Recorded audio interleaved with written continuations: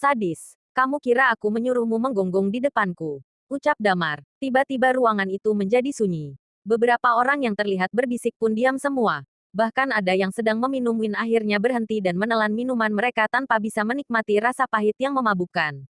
Apalagi orang-orang yang tidak mengenal Damar sebelumnya. Mereka sangat terkejut. Tempat ini adalah markas pribadi Erlangga. Wanita-wanita ini sering dipanggil untuk menemani tamu-tamunya minum atau bahkan sampai ke tempat tidur. Mereka biasa mendapatkan tip tambahan dari para tamu. Sudah berkali-kali mereka datang dan melihat target-target Erlangga yang diseret ke lokasi itu.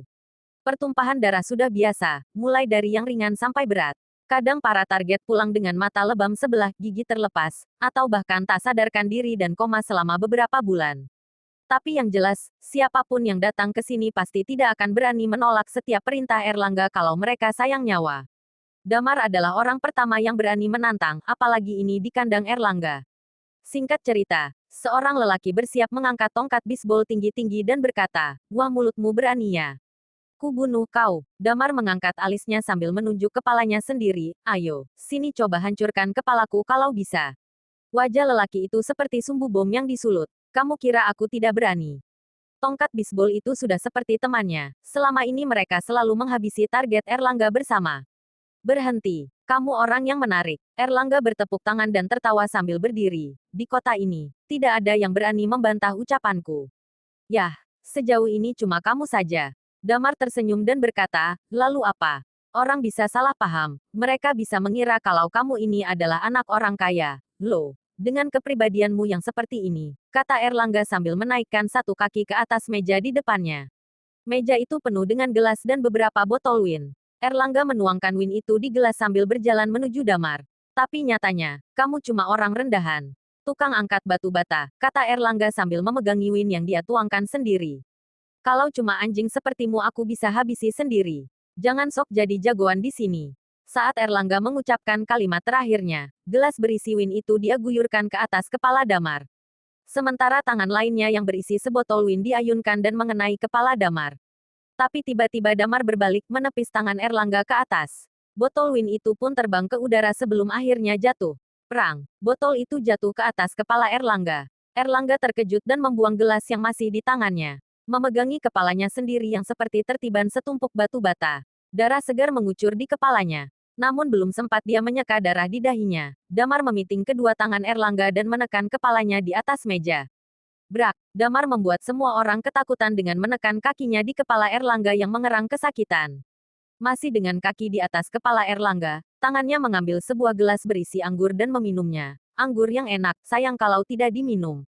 Semua orang masih tercengang. Pergerakan Damar melampaui imajinasi semua orang. Tidak ada yang menyangka Damar akan berlaku seperti ini. Sepertinya kekuatanku mulai kembali. Setelah 3 tahun kehilangan arah, akhirnya aku kembali ke jalan yang seharusnya. Semua orang masih diam. Mereka kehabisan suara. Darah mengalir semakin deras dari kepala Erlangga, membanjiri meja. Isak tangis penuh lara keluar dari mulut Erlangga. Dia berteriak sekencang-kencangnya dan membuat semua orang kembali dari keterkejutan mereka. "Kia!" Melihat darah yang menetes dari meja, para wanita berteriak histeris. "Hei, lepaskan kakimu kalau kamu mau keluar hidup-hidup dari sini," kata orang-orang Erlangga. Seorang lelaki terlihat bergegas ke arah Damar sambil membawa tongkat baseball. Damar mencibir dan menginjak kepala Erlangga lebih kuat. "Ah!" Jeritan Erlangga terdengar lagi. Damar tersenyum menghina sambil melihat Erlangga lalu berkata, "Ah, aku lupa kalau ada kepala manusia di sini.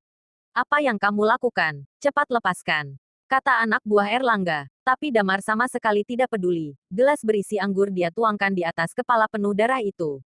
Lukanya terkena alkohol, tentu saja membuat luka yang masih segar itu terasa tersayat-sayat. "Aoh!" teriak Erlangga keras-keras. Semua orang kembali ketakutan, terutama Dimas dan Zah. Keduanya yang awalnya duduk manis di sofa pun berdiri di balik sofa. Ini sangat sadis. Damar sangat sadis. Mereka selalu meremehkan Damar, merasa kalau Damar tidak memiliki latar belakang seperti mereka dan bisa berbuat semaunya. Tapi tampaknya sekarang mereka ciut. Kebrutalan Damar membuat mereka gemetar ketakutan. Kalau Damar melakukan hal seperti ini pada mereka, pasti akan sangat sakit. Kepala bocor dan diguyur alkohol. Siapa yang akan tahan? Diska memicingkan matanya. Dia adalah satu-satunya orang yang masih tenang. "Hei, lepaskan kakimu." Dia itu Erlangga dari keluarga Dirga. "Ya, kamu bisa bermain-main dengan nyawa orang seperti sekarang. Tapi kamu ini cuma pendatang baru di kota ini. Damar tidak peduli dengan apa yang Diska katakan. Dia menunduk melihat Erlangga dan berkata, "Hei, aku kan sudah bilang kemarin. Sepertinya kamu tidak mendengarkan ucapanku ya, dan hari ini kamu menyuruhku datang kemari. Padahal aku berencana untuk bicara baik-baik denganmu. Tapi kamu malah bermain kasar denganku, dan coba lihat ini orang-orangmu. Mereka ketakutan dan tidak melakukan apa-apa untuk membantumu. Semua orang terlihat membuang muka. Damar, apa kamu tahu siapa aku? Kamu benar-benar cari mati." Erlangga menggertakkan giginya menahan sakit. "Jadi kamu berencana untuk balas dendam padaku?" Damar tersenyum dan berkata, "Kali ini aku cuma memberimu pelajaran. Aku adalah manusia. Aku tidak membuat masalah duluan jadi aku tidak takut padamu. Jadi biarkan aku pergi dari sini tanpa ribut-ribut. Aku bosan berada di sini." Dengan mengatakan hal itu, Damar melirik Diska. Diska membalas tatapan sinis pada Damar. Damar perlahan menurunkan kakinya, mengangkat bahu, dan berkata, enak sekali kakiku bisa bergerak bebas. Aku akan pergi, tapi kalau ada satu orang saja yang menyentuhku, aku katakan padamu, kamu akan menerima yang lebih buruk dari sekadar kepala bocor." Dengan mengatakan hal itu, Damar berjalan menuju pintu keluar. "Wah, kamu mimpi ya keluar tanpa membawa stempel dari sini?" teriak seseorang. Yah, memang tidak ada yang tidak keluar dengan stempel penuh di sekujur tubuhnya. Stempel penuh darah. Walaupun ada satu provokator, tapi orang-orang Erlangga tidak berani bergerak sedikit pun. Kalau salah langkah, bosnya bisa berada dalam bahaya. Adegan barusan membuat mereka semua takut. Damar berbalik sambil tersenyum. Siapa tadi yang teriak?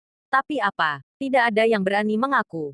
Menyedihkan. Orang-orang ini biasa meremehkan orang lain, tapi lihat sekarang. Mereka tidak berani mengangkat kepalanya. Damar tertawa ringan, lalu matanya beralih ke Dimas dan Zah yang terlihat menyedihkan.